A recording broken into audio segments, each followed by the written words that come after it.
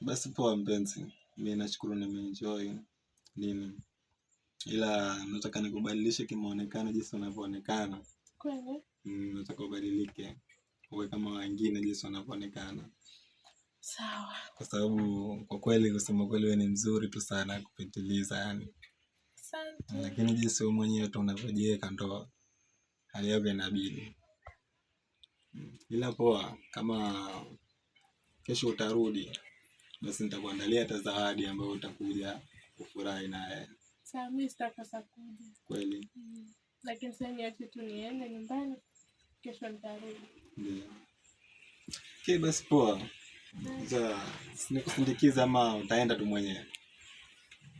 Mbona nitoa hata nje? Nitoa hata nje. Poa basi tuongeze.